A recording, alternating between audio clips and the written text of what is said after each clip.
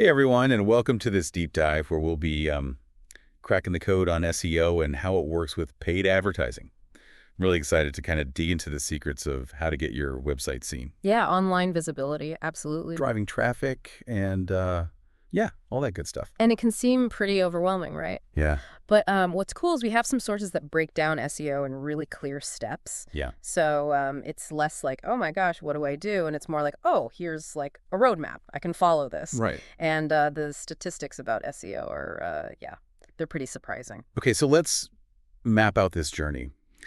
Our sources take us deep into the world of SEO.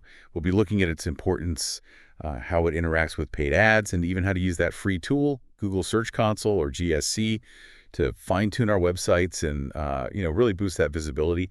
We'll even touch on some future trends just to make sure we're ahead of the game. So, are you ready to learn how to make your website stand out in all those search results? Absolutely. Let's jump right in. So first things first.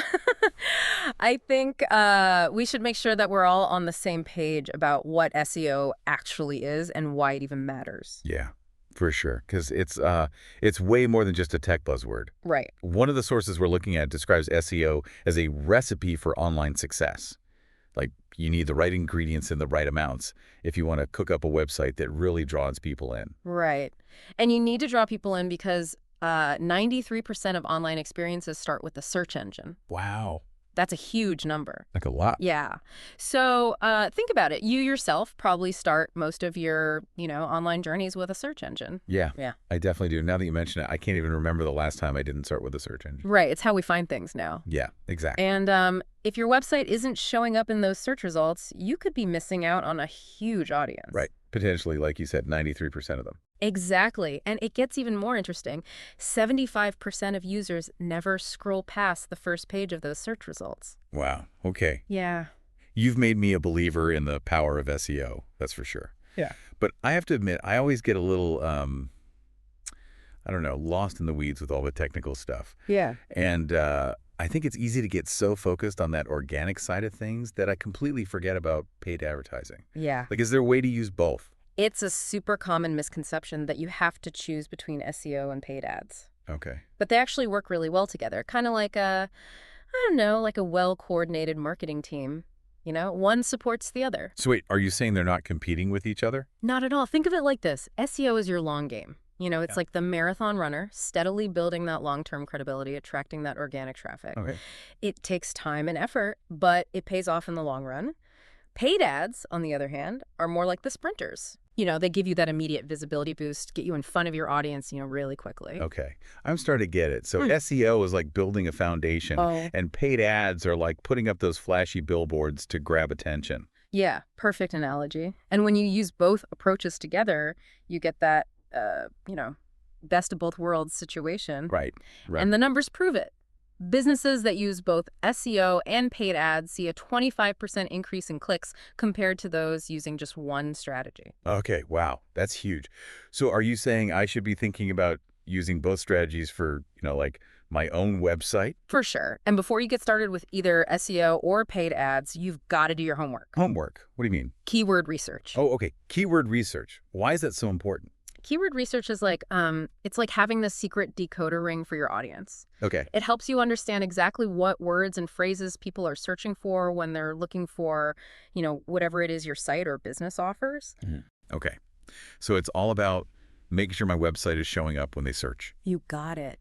Think about it. If you have a website selling, homemade candles, you want to make sure you show up when people search for things like, natural soy candles or aromatherapy candles. Right. Not just candles. Exactly. So where do you even start? Yeah, that's a good question. Like, what are some tips for beginning keyword research? So a great place to start is to brainstorm. Okay. Just make a list of words and phrases that, describe your website or your brand. Yeah. Put yourself in your target audience's shoes. What would they type into Google if they were trying to find you? Right. That makes sense. So keyword research is like this compass that's guiding both our SEO and paid ad strategies. Right. But once we've got our keywords, how do we actually use them to improve our website's ranking? Right. I've heard of something called Google Search Console. Does that come into play here? Absolutely. Google Search Console, or GSC, is a fantastic tool. Yeah. Totally free. Oh, nice. provided by Google that can help you understand and improve your website's performance in those, search results. Okay. One of our sources calls it an SEO dashboard, which I Yeah. think is a great way to describe it. Yeah, I like that. Like, it's that central point where you can track everything related to, your website search performance, Yeah. all in one place. Right. But it's not just about passively watching those numbers. GSC actually gives you the power to, make moves and improve that website visibility. Right. It can help you identify which keywords are already bringing traffic. You can fix any technical issues that might be hurting your ranking. You can even see which search queries, people are using to find your content. Wow, that's great. So it's almost like we're getting direct feedback from Google, Yeah. like straight from the source. I like how you put that, straight from the source. Yeah. And here's how GSC can help you with paid ads. The information you get from GSC can actually help you optimize your ad landing pages to perform better. This can lead to more clicks, lower your ad costs, and, ultimately give you more conversions.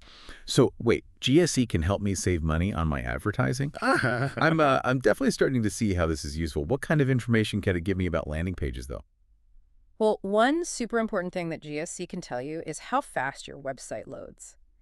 Did you know that just having faster pages can actually increase your conversion rate by 7% for every second you shave off that load time? Wow, that's a lot. Yeah, it's a pretty big difference for a seemingly small change. That's amazing. I would never have thought about that connection.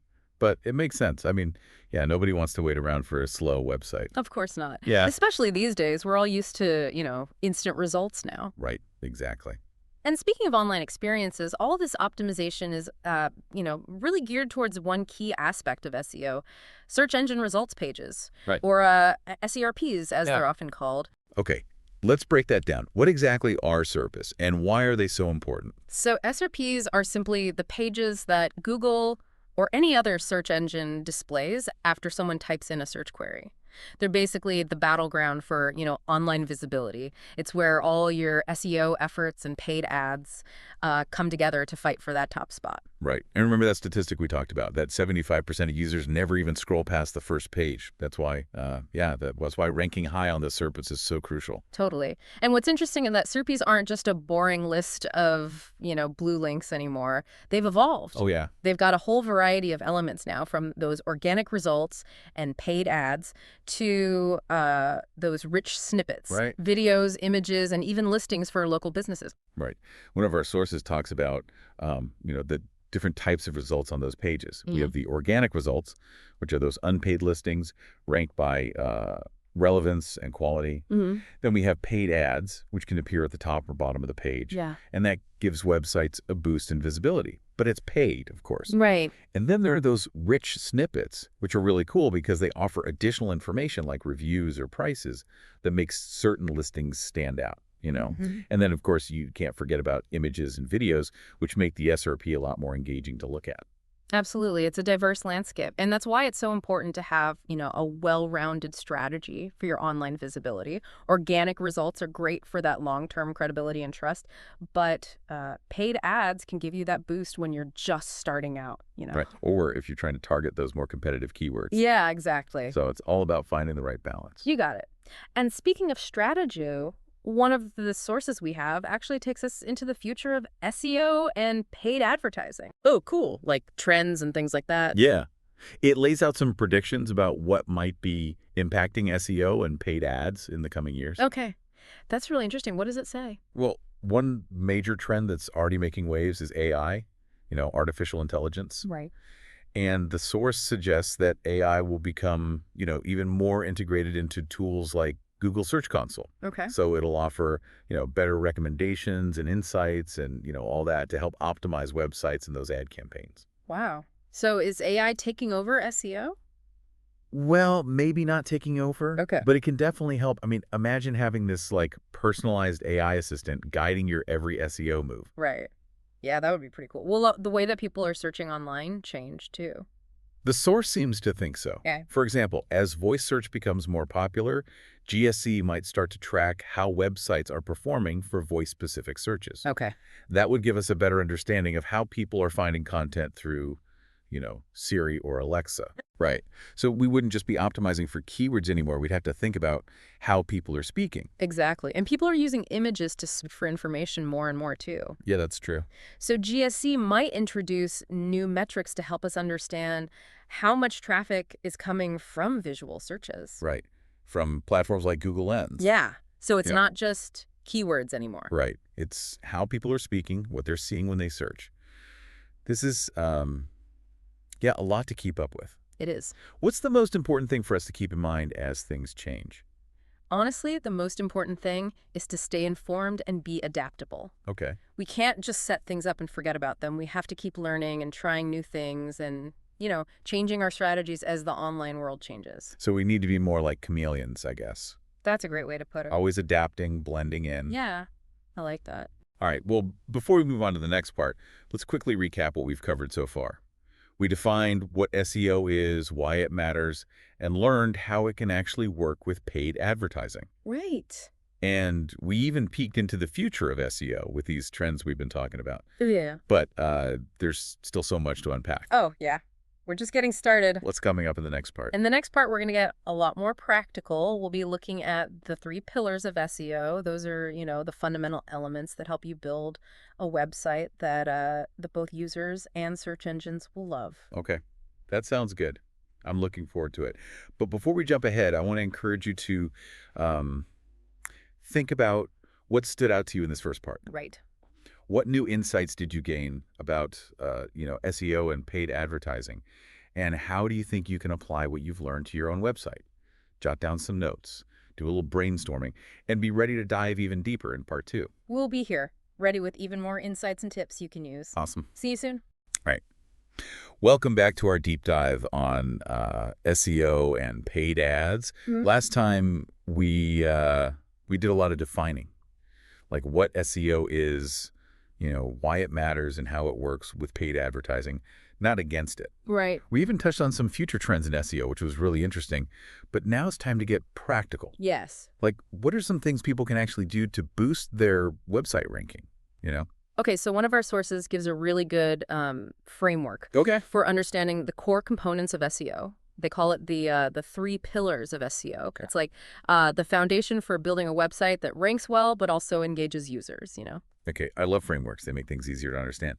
So tell me more about these pillars. What are they and how do they all work together? So the first pillar is all about, creating content that people actually want to read, watch, or listen to, content that's relevant, engaging, high quality, Right. I've heard that phrase, content is king. Yeah. But how does that actually relate to SEO? So imagine search engines like Google as digital librarians. Okay. They're constantly searching the web for fresh, valuable content to add to their shelves. Okay. By creating content that your target audience is looking for, you're basically making their job easier. Okay, so it's not enough to just create any content. It has to be content that that's user-friendly, but also search engine-friendly? Yeah, exactly. One of our sources talks about the importance of, using keywords naturally within your content. These are the terms that people are actually typing into search engines when they're looking for information. Right. Like we talked about keyword research earlier and how that's important for SEO and paid ads. But once we've done the keyword research and we know what our audience is searching for, how do we use those keywords to make our content better? You can think of keywords as like little signposts, They help search engines figure out what your content is all about. So you want to try to weave them into, blog posts, website copy, video descriptions, things like that. Okay, so we're like planting those keywords throughout our content. But I'm guessing there's a right way to do that and a wrong way to do that. Totally. One of our sources actually warns against something called keyword stuffing. Okay. It's like, when you try to cram too many clothes into a suitcase, Yeah. it just doesn't work. And it ends up looking messy. Search engines are smart.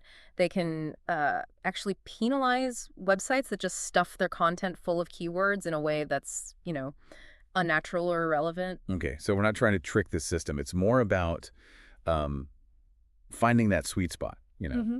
optimizing for search engines, but also creating something that genuinely provides value to people. Yeah. And speaking of providing a positive user experience, that brings us to the second pillar, Okay, getting your tech in check. so this is the technical side of SEO. Yes. It's about making sure that your website is fast, easy to use, and, doesn't have any of those technical glitches that could hurt its performance. Right. Because even if you have the best content in the world, if your website is slow or hard to navigate, people are going to leave. Yeah. And search engines are paying attention to that too. They want to show their users websites that are, enjoyable and easy to use. So they're more likely to rank websites that are technically sound and user-friendly. That makes sense. Actually, one of the sources says that 53% of mobile users will leave a website if it takes longer than 3 seconds to load. Wow. That's a lot of people. That's over half your potential audience. Gone. Just like that. Yeah, because of a slow website. We've all become so impatient, right? Yeah, we really have. So what are some other things that fall under this second pillar? So mobile friendliness is a big one. How often do you use your phone or tablet to browse the internet? Pretty much all the time. Right. And it's the same for a lot of people. Yeah. So if your website isn't designed to, look good and work well on their smaller screens, you could be missing out on a huge chunk of your audience. Right. And search engines are actually starting to penalize websites that aren't mobile friendly. Wow. Okay, so page speed and mobile friendliness. Okay. Got it. What's the third pillar? Like, what holds this whole structure together? Okay, so the third pillar is all about backlinks, Okay. which are basically links from other websites to your website. Got it. So it's like getting shout outs from other websites. Kind of, yeah. And the more shout outs you get, the more credible you seem to those search engines. Right. Because if other websites are recommending you, you must be doing something right. Exactly. Backlinks tell search engines that, your website is trustworthy, it's an authority on a certain topic, so it's worth ranking higher in the search results. Makes sense. But how do you actually get those backlinks? Do you just email every website out there and ask? You could try that, but it's not always the best way. Okay. Best way to get backlinks is to create really great content. Oh, okay. Content so good that other websites will want to link to it naturally. So once again, content is king. Pretty much, yeah. If Yeah. you're constantly creating, valuable, informative, and engaging content, other websites are going to see that and want to share it with their audience. Okay. One of the sources suggested collaborating with other website owners, maybe guest blogging or even just creating content that's so, so shareable that people can't help but spread the word. Yeah, those are great ideas. Building backlinks is all about building relationships, networking, becoming part of that community. So SEO isn't just a solo mission, you're saying. It's more about like being part of that larger community. For sure. And that's what makes SEO so interesting. It's a combination of, technical know-how, content creation, and relationship building. I see. So it's not just about, these little tweaks and tricks to game the system. Yeah. It's more about building something real, Right. something that people will actually connect with. Yeah. It's an ongoing process, too, like a marathon, not a sprint. Right. And search engines are constantly changing their algorithms. Right. So you have to stay up to date and be ready to adapt. One of our sources compares SEO to planting seeds in a garden. You have to be patient. Love it. You're not going to see flowers bloom overnight, but Yeah. if you put in the effort, eventually you'll get there. Absolutely. So for anyone just getting started with SEO, it's all about laying that strong foundation. Yeah. Do your keyword research, create amazing content, and make sure your website is, technically sound and user-friendly. Couldn't have said it better myself. Okay, so we've covered a lot of ground today, talking about those 3 pillars of SEO and how they all fit together. But there's still one more important piece of the puzzle that we need to talk about. Right. Google Search Console. So in the final part of our deep dive, we're going to learn how to use Google Search Console and how it can help us track and improve our website's performance. It's going to be even more insightful, so make sure to join us for that. All right, so welcome back to the final part of our deep dive into SEO and paid advertising. I'm feeling pretty pumped after learning about those 3 pillars of SEO, content, technical optimization, and backlinks.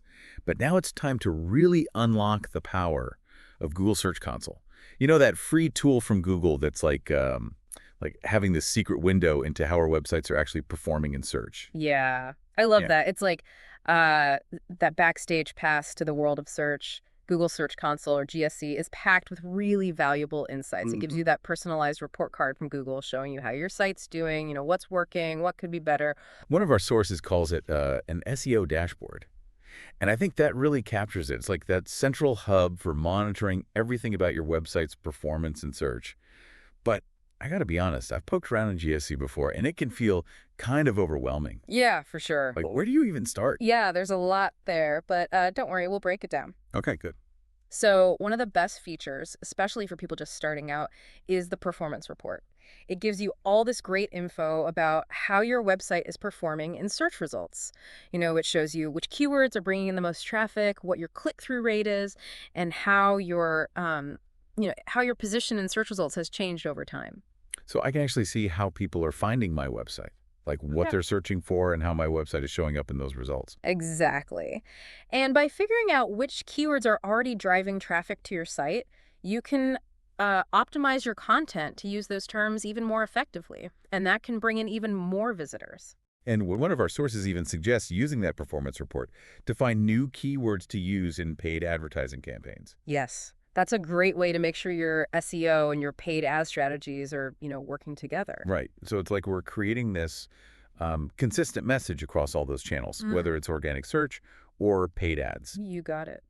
And by using those same keywords in both your organic content and your paid ads, you're reinforcing that message, building trust, and increasing your visibility. So we're not just using GSC to track performance, we're also using it to guide our content strategy in our advertising campaigns. Exactly. And speaking of, making smart decisions, GSC can also help a ton when it comes to optimizing those ad landing pages. Right, because GSC isn't just for organic search, it can actually help make our paid ads more effective too. Absolutely. The coverage report in GSC is especially helpful. It can help you find any technical problems on your site that might be hurting your performance. Things like broken links, or pages that are taking a long time to load, or pages that aren't even getting indexed by Google. Right, and we know from our discussion about, those 3 pillars of SEO, how important those technical factors are. Yes, very important. And one of our sources points out that Google can actually penalize websites with poorly optimized landing pages. What do you mean by penalize? Well, they might charge more per click for your ads, or, give your ads a lower ranking. So by using GSC to find and fix these technical issues, you can improve your ad performance and maybe even save money. So it's like this chain reaction. If I optimize my website for search, it's also going to improve my paid ads, which leads to more conversions and ultimately more success. Exactly. It's all about having that holistic approach to your online marketing. Right. And GSC can give you the data you need to make those smart decisions across all those different channels. One of the sources we have actually highlighted another really cool thing about GSC. It lets you analyze click-through rates, or CTRs, for both organic results and paid ads. Why is CTR so important, though? So CTR is basically a way to measure how enticing your listing is to users. It tells you what percentage of people who see your listing actually click on it. And a higher CTR means your listing is more relevant and engaging. It's standing out from the crowd, which can lead to more traffic to your website. So it's not just about just being on that search result page. It's about making your listing so compelling that people actually want to click on it. That's a great way to put it. And when you compare your organic CPR to your paid CTR, you can get a sense of how your ads are doing compared to, your organic listings. If your paid CTR is way lower, you might want to tweak your ad copy, refine your targeting, or make some changes to your landing pages. I see. It's like using GSC to make data-driven decisions about my advertising campaigns. And it's amazing that all this data is available for free. Right. That's the best part. It's incredibly powerful, and anyone with a website can use it. And the more you use it, the more you'll learn about what's working and what's not. It's a journey. It is. And I feel like we've covered a lot in this deep dive. Yeah. We explored SEO, we talked about how it works with paid ads, and we even learned about this powerful tool called Google Search Console. Yeah, we did a lot. It's been a great journey. It has. And as we wrap things up here, I just want to leave you with this one thought. The world of SEO and paid ads, it's always changing. New technologies are popping up all the time. And the way people are using the internet is constantly evolving too. And of course, search engines are always updating their algorithms to keep up with everything. So what's the key takeaway here? Like, how do we stay ahead of the curve? Stay curious, stay informed, and be adaptable. Don't be afraid to try new things, see what works, and be ready to adjust your strategy as needed. That's great advice. Yeah. And to everyone listening, don't just let this information sit there, Take what you've learned and put it into practice. Try new things on your own websites and see what results you get. Exactly. Digital marketing is amazing because you can measure almost everything. You can actually see what's working and make changes as you go, constantly improving your strategy. It's like this ongoing process of improvement. It is. Well, that wraps up our deep dive into SEO and paid advertising. We hope you've enjoyed this journey with us. Yeah, thanks for joining us. And remember, keep exploring, keep experimenting, and keep optimizing. Great advice. Thanks, everyone.